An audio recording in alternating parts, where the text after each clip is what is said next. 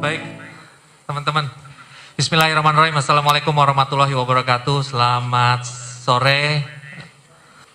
Salam sejahtera, Om Swastiastu, Salam Namo Buddhaya, salam kebajikan, salam sehat tentunya. Terima kasih pertama-tama atas kehadiran teman-teman media pada kesempatan siang ini. Mohon maaf, pada akhirnya kami harus melakukan konferensi pers ini terkait dengan satu isu tertentu, karena kebetulan banyak sekali teman-teman yang meminta keterangan untuk hal yang sama, dan sekaligus saya menyampaikan mohon maaf tidak bisa kita respon satu persatu kemarin, karena begitu masifnya informasi yang ditanya oleh teman-teman, satu dua bisa disampaikan oleh kami, dan selebihnya sebagian besar tidak bisa kami layani. Dengan segala hormat, dengan segala kerendahan hati kami menyampaikan permintaan maaf kepada teman-teman media. Hari ini, siang ini sengaja kami undang teman-teman semua untuk menyampaikan sisi dari PPATK atas hal-hal yang sebenarnya sudah teman-teman tanyakan kepada PPATK terkait dengan isu terakhir yang berhubungan dengan entiti tertentu terkait dengan penghimpunan dana publik. Sebagai awal saya sampaikan bahwa PPATK telah melakukan analisis terkait dengan nama tersebut, entitas tersebut, itu sudah PPATK lakukan sejak lama, 2018-2019, sampai hari ini. PPATK melaksanakan kewenangan Undang-Undang Nomor 8 Tahun 2010 serta Perpres Nomor 50 Tahun 2011. Kami melakukan penelusuran atas transaksi keuangan yang dilaporkan kepada PPATK, ataupun yang kemudian PPATK secara proaktif membutuhkan penanganan lebih lanjut terkait dengan isu-isu tertentu. Lalu perlu kami sampaikan juga bahwa terkait dengan kegiatan penghimpunan dan penyaluran bantuan dana misalnya itu harus dikelola dan dilakukan secara akuntabel sebenarnya. Aturan sudah jelas. Kita punya Perpres Nomor 18 Tahun 2017 yang pada intinya meminta setiap ormas yang melakukan kegiatan penghimpunan dan penyaluran sumbangan untuk melakukan prinsip-prinsip kehati-hatian dengan menerapkan know your donor. Jadi paham dan tahu siapa yang memberikan sumbangan. Nanti ini ada kaitannya dengan fakta-fakta yang akan kami sampaikan secara sekilas. Dan kemudian mengenali penerima, know your beneficiary know your beneficiary. Jadi kalau mau nyumbang itu siapa yang mau disumbang itu harus tahu gitu ya. Jangan sporadis begitu saja.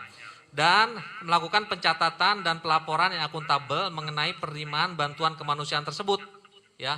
Dan tentunya penetapan Perpres ini merupakan respon pemerintah atas tuntutan ataupun standar internasional di bidang TPPU dan TPPT, serta tindak lanjut atas peristiwa yang terjadi sekitar tahun 2016, di mana di situ kita lihat salah satu NPO di Indonesia bekerja sama dengan NPO di luar gitu ya, yang ada di dalam UN list karena terkait dengan kegiatan terorisme. Oke, saya langsung jumping. Saya langsung loncat terkait dengan entitas yang teman-teman tanyakan. Tapi saya perkenalkan dulu, di sebelah saya ini ada Pak Sekjen saya, Pak Zainal, kemudian Pak Kepala Pusat Kemitraan, Pak Supriyadi, di sini ada PLT Deputi Analisis dan Pemeriksaan, Mas Danang, dan di ujung sana ada Mas Fitriadi, beliau adalah Direktur Hukum dan Regulasi ya.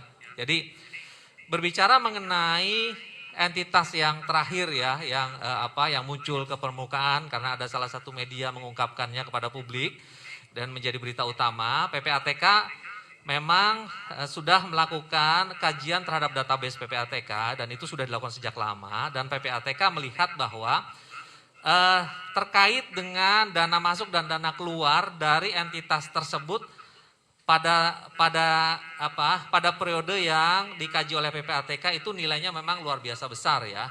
Jadi sekitar 1 triliunan ya. Jadi dana masuk, dana keluar itu per tahun itu perputarannya sekitar 1 triliun. Jadi bisa dibayangkan itu memang banyak. Lalu kemudian PPATK juga mendalami terkait dengan bagaimana struktur entitas tadi ya, kepemilikan yayasan, kemudian bagaimana mengelola pendanaan dan segala macam. Memang PPATK melihat bahwa entitas yang kita lagi bicarakan ini itu terkait dengan beberapa kegiatan usaha yang dimiliki langsung oleh pendirinya ya, dimiliki langsung oleh pendirinya. Ada beberapa PT di situ itu dimiliki langsung oleh pendirinya dan pendirinya termasuk orang yang terafiliasi karena menjadi salah satu pengurus gitu ya, senang ya. Lalu kemudian ada yayasan-yayasan lain tidak hanya terkait dengan zakat, ada juga terkait dengan kurban dan tentunya terkait dengan wakaf. Lalu kemudian di bawahnya lagi ada lapisan perusahaan lagi yang terkait dengan investasi. Lalu disitulah di bagian bawah itulah kemudian ada yayasan yang kita sebut dengan yang teman-teman tanyakan pada kesempatan ini terkait dengan yayasan ACT ya. Ada transaksi memang yang kita lihat itu dilakukan secara masif tapi terkait dengan entitas yang dimiliki oleh si pengurus tadi ya. Jadi kita menduga ini merupakan transaksi yang dikelola dari bisnis to bisnis, jadi tidak murni penerima menghimpun dana kemudian disalurkan, tapi kemudian dikelola dulu di dalam bisnis tertentu dan di situ tentunya ada revenue, ada keuntungan. Nah ini PPATK terus melakukan penelitian. Sebagai contoh misalnya ada satu entitas perusahaan yang dalam waktu 2 tahun itu melakukan transaksi dengan entitas yayasan tadi ACT itu lebih dari 30 miliar dan ternyata pemilik dari perusahaan tadi terafiliasi dengan pengurus dari entitas yayasan tadi. Nah, terkait dengan pemberitaan yang muncul saat ini perkembangan terbaru teman-teman ya. Karena kami kemudian memerlukan pendalaman lebih lanjut dan lebih serius terkait dengan data-data yang kemudian masuk dari pihak penyedia jasa keuangan. Jadi pasca pemberitaan tadi data semakin banyak masuk dilaporkan oleh penyedia jasa keuangan karena kewajiban pelaporan pasal 23 Undang-Undang 8 2010. Per hari ini PPATK menghentikan sementara transaksi atas 60 CIF, atas 60 rekening atas nama entitas yayasan tadi di 33 penyedia jasa keuangan. Jadi ada di 33 penyedia jasa keuangan sudah kami hentikan ya. Lalu kemudian sebagai informasi kepada teman-teman bahwa ini kita tidak dalam kapasitas untuk mendiskusikan terkait dengan partisipasi publik untuk berbagi gitu ya. Kita mengencourage publik untuk terus berbagi, menyalurkan bantuan kepada saudara-saudara kita yang membutuhkan. Hanya pesannya adalah memang ada resiko apabila publik tidak paham kalau entitas tadi adalah merupakan entitas yang kredibel atau tidak, atau publik tidak paham pengurus-pengurusnya, atau publik tidak paham kemana dana tersebut kemudian dikelola oleh para pengurusnya gitu ya. Ini tidak hanya fokus terhadap yayasan tertentu. Ini adalah pesan secara khusus kepada masyarakat umum di luar dan bisa terjadi kepada semua kita ya, bisa terjadi kepada semua kita yang dilakukan oleh entitas yayasan manapun juga, sehingga memang harus ada kehati-hatian bagi publik tanpa bermaksud melarang ataupun tanpa bermaksud membatasi sumbangan-sumbangan dari publik. Karena memang itulah yang harus kita lakukan ya, berbagi, saling empati dan segala macam. Nah, berdasarkan laporan yang periode laporan 2014 sampai 2022 saja terkait dengan entitas yang kita diskusikan ini, PPATK melihat ada sekitar 10 negara yang paling besar ya terkait incoming, nerima maupun keluar ya. Ini banyak sekali pertanyaan dari teman-teman media. Ini banyak sekali pertanyaan dari teman-teman media terkait dengan entitas asing. Jadi PPATK melihat berdasarkan data yang ada lebih dari 2.000 kali ya, ada lebih dari 2.000 kali pemasukan dari entitas asing kepada yayasan ini. Itu angkanya di atas 64 miliar. Lalu kemudian ada dana keluar tentunya dari entitas ini ke luar negeri itu dalam lebih dari 450 kali, angkanya 52 miliar sekian, ya, angkanya 52 miliar sekian. Jadi memang kegiatan-kegiatan dari entitas yayasan ini ada terkait dengan aktivitas di luar negeri, ya, bantuan karena bisa dilakukan dimanapun juga, tidak hanya di dalam negeri tapi juga membantu saudara-saudara kita yang kesulitan yang ada di luar negeri. 10 negara, contohnya misalnya ada terkait dengan ini Jepang ya, ya Jepang, kemudian Turki, ya Inggris, Malaysia, Singapura, Amerika, Jerman, Hong Kong, Australia, Belanda dan lain-lain. Ada lain-lain negara. Angkanya sekitar angkanya paling tinggi itu adalah hampir 21 miliar, 20 miliar lebih gitu ya, hampir 21 miliar.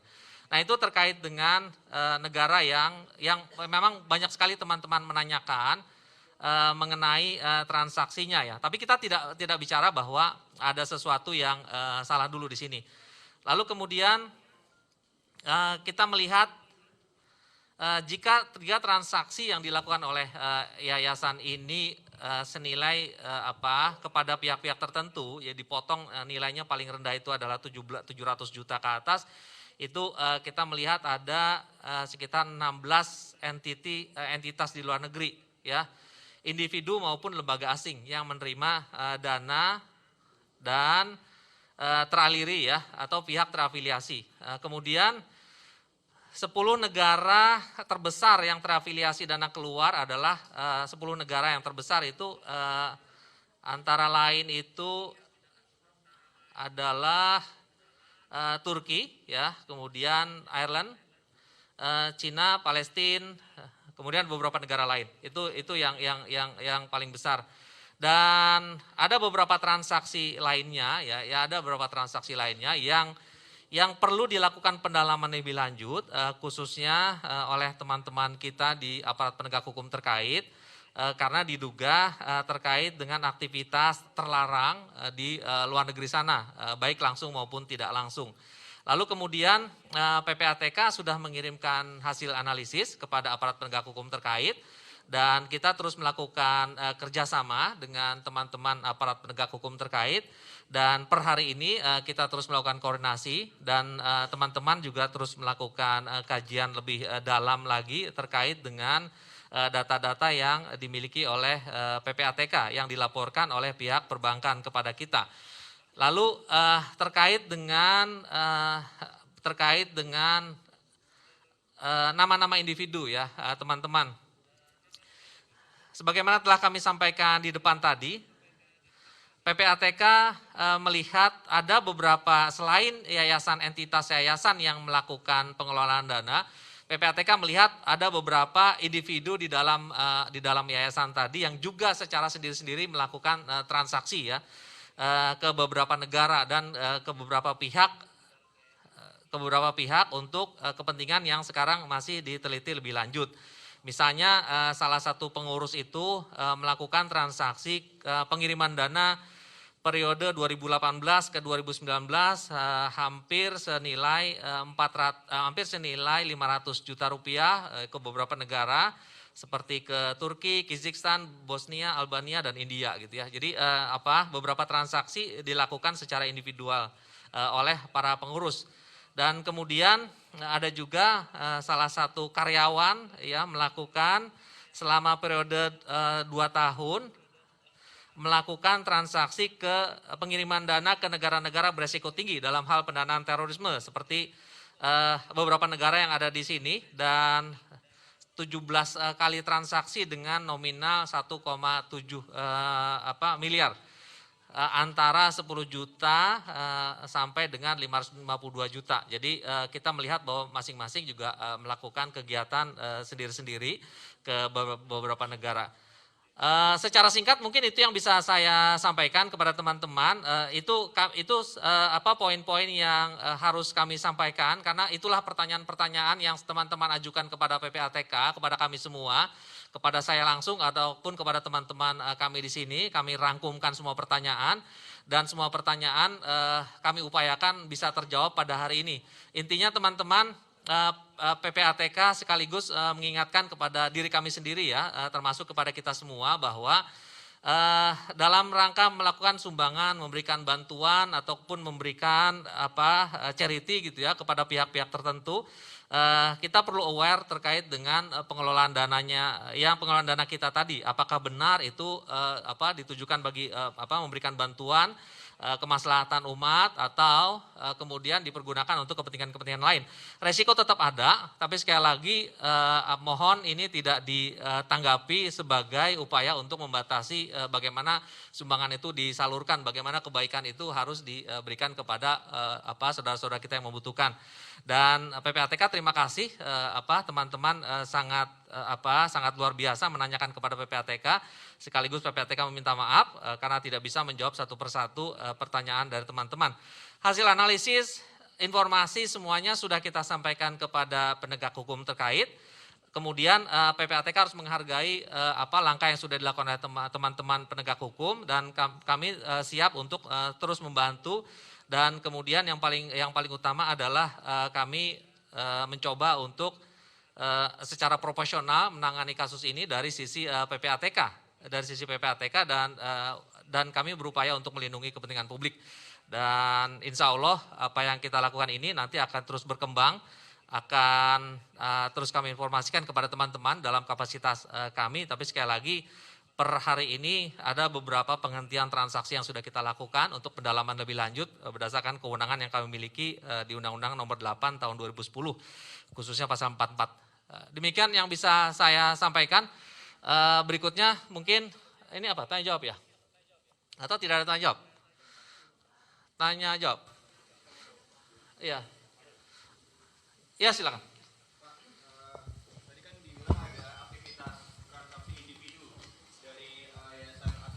Beberapa negara.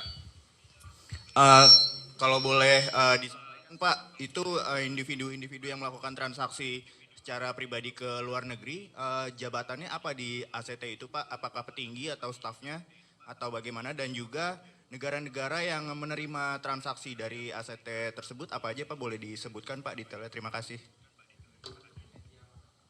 Dari media? Fandi dari Detik Pak, Detikcom. Oke Mas Fandi, jadi pihaknya itu ada admin ya, adminnya, lalu kemudian ada staf akuntan gitu ya, lalu kemudian ada karyawan, biasa saja. Jadi itu. Negara-negara tadi sudah saya sampaikan di awal, itu ada seperti Turki, Kyrgyzstan, Bosnia, Albania, dan India gitu ya. Salah satunya itu, salah satu pihaknya mengirimkan ke wilayah sana. Lalu kemudian ada juga ke Bangladesh, ke Nepal, ke Pakistan gitu ya. Itu dia, Mas Detikcom. Mas Danang, Mas.